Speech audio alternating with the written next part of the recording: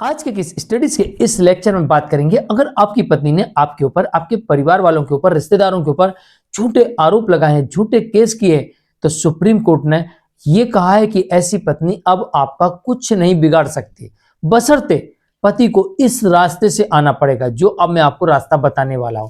क्योंकि supreme court ने एक ऐसा नया रास्ता बता दिया है जिसके अंतर्गत पत्नी को जितने भी आरोप लगाना है, जितने भी केसेस करना है, वो कर दे। अगर ये आरोप झूठे हैं, बेबुनियाद हैं, पत्नी के पास कोई सबूत नहीं है, या सामान्य आरोपों को लेकर छोटे मोटे जो घर में पति पत्नी के बीच में झगड़े होते हैं, परिवार में झगड़े होते हैं, उन सबूतों को लेकर अगर पत्नी कोर्ट जाती है तो ऐसे मामलों को रद्द कर दिया जाएगा।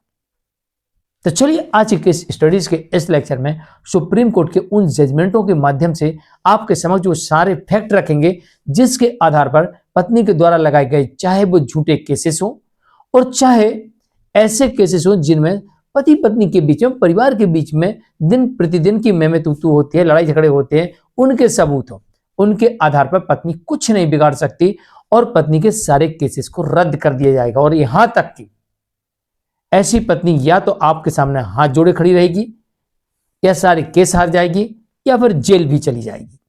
जय जिनेंद्र, हूं केश जैन। वीडियो को लाइक और शेयर कर दीजिए और इस तरह जजमेंट्स पाने के लिए, किसी जानकारी के लिए दिए गए नंबर पर आप हमें संपर्क कर सकते हैं। चलिए शुरुआत करते हैं। पहला नियम सुप्रीम कोर्ट यह कहती है कि अगर आपके मामले में अस्पष्ट आरोप लगाए गए हों या फिर ऐसे आरोप लगाए गए हों जो परिवार में पति पत्नी के बीच में दिन प्रतिदिन की मैं तू होती है, उस लड़ाई के सबूत के साथ आरोप लगाए गए हों, यह सबसे पहले आपको अपने केस में देखना होगा कि आरोप अस्पष्ट हैं, बेबुनियाद हैं, झूठे हैं, बिना सबूत के लगाए गए हैं, कोई भी ग्राउंड नहीं है। जैसे कब की घटना है, किस जगह की घटना है, उस समय की कोई police complaint, investigation report, medical reports, कोई आई विटनेस, सब मिसिंग है। ना डेट का पता है, ना महीने का पता है, ना दिन है कि रात है ये पता है, ना साल का पता है, ना कोई मेडिकल रिपोर्ट है, ना तत्काल की एफआईआर है, ना पुलिस की तत्काल की इन्वेस्टिगेशन रिपोर्ट है, ना कोई मेडिकल रिपोर्ट है, ना कोई आई विटनेस है। बस आरोप भर भर के लगाए गए और भारी भरकम आरोप लगाए गए, तो ऐसे केसेस नहीं चलेंगे।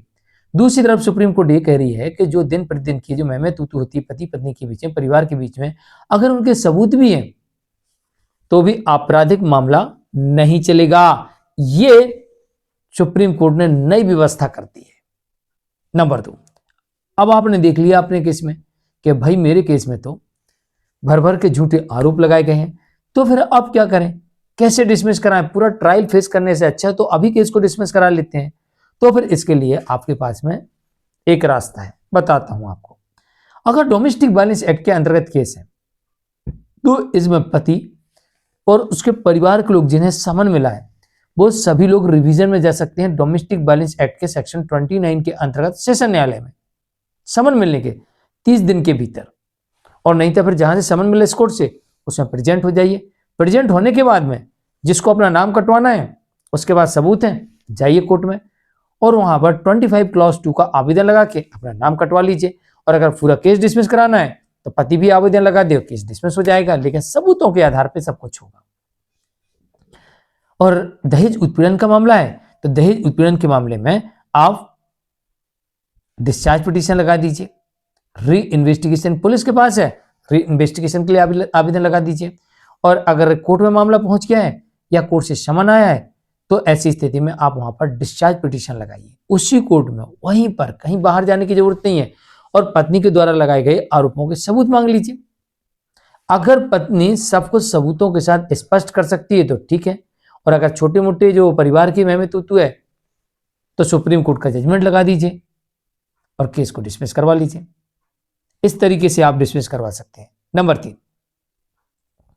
सुप्रीम कोर्ट का कह रही कि अगर आप मेंटेनेंस देने में देरी करोगे, मेंटेनेंस केस में आनाकानी करोगे तो आप दोषी माने जाओगे।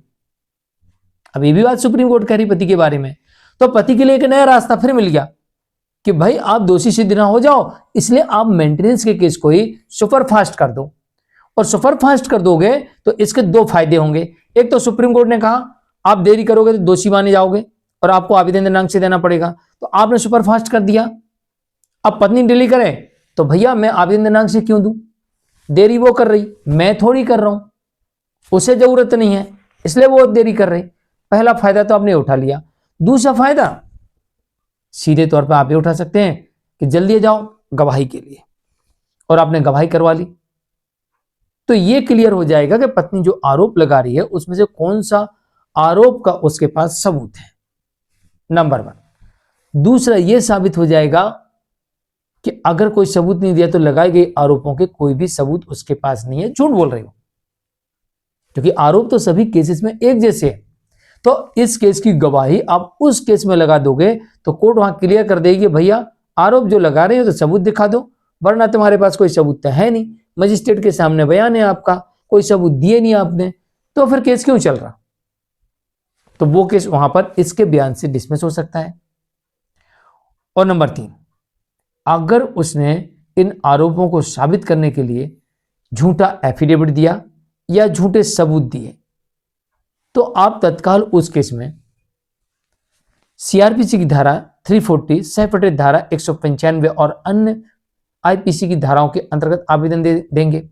अगर नए कानून में है तो बीएनएसएस की धारा 379, सेपरेट धारा 215 और साथ में बीएनएस की धारा 227 से लेके 246 तक जो भी सेक्शन उसमें बनते हैं उसके अंतर्गत आप एक आपराधिक मामला दर्ज करवा देंगे। और जैसे ही पत्नी के खिलाफ में आपराधिक मामला दर्ज हो जाएगा, या फिर शायद उसने इसलिए आपके ऊपर झूठा केस किया कि आप उसकी बातें मान लो, उसके सामने झुक जाओ, किसी ने सलाह दी हो, उसको तलाक नहीं देना, उसे तलाक नहीं देना, उसे साथ रहना था, लेकिन हुआ क्या, या फिर उसको लालच आ गई थी कि चलो डिवोर्स दे दो, केस कर दो, डिवोर्स में बहुत सारा पैसा मिल जाएगा, तो पैसा भी नहीं मिला, ऊपर से पति भी जा रहा है, ऊपर से आपराधिक मामला भी दर्ज हो गया। तो ऐसी स्थिति में पत्नी या तो हाथ पर जोड़ेगी, या फिर जेल जाएगी, या सेटलमेंट करेगी, या सारे केस हार जाएगी, क्योंकि सारा खेल है सबूतों का, सारा खेल है तर्कों और तथ्यों का, लिंक कैसे जुड़ती है किस आरोप की किस सबूत के साथ, किस परिस्थिति के साथ। अगर कोई लिंक ही नहीं जुड़ती है तो फिर मैं अपराधी कैसे, और किसी भी आरोप का सबूत नहीं है तो फिर मैं गुनहगार कैसे। तो ऐसी स्थिति में सुप्रीम कोर्ट ने जो नया रास्ता सुझाया है वो यही है कि आप मेंटेनेंस के केस में डिले ना करें, जिससे आपका एंट्री नहीं लगेगा और उसमें गवाही अन्य केसेस में काम आ जाएगी। दूसरा, सुप्रीम कोर्ट ने यह कहा कि भैया दिन प्रतिदिन जो परिवार में किचकिच होती है, इस पर आपराधिक मामला नहीं चलेगा। तीसरी बात सुप्रीम कोर्ट ने यह कही, आरोप गंभीर है तो सबूत दिखाओ। यह रास्ता सुप्रीम कोर्ट ने एकदम साफ कर दिया कि अगर झूठे केस किए जाएंगे तो पति का बाल भी बाका नहीं होगा। तो आज के लिए इतना ही। मैं हूं मुकेश जैन। वीडियो को लाइक शेयर कर दीजिए। नमस्कार।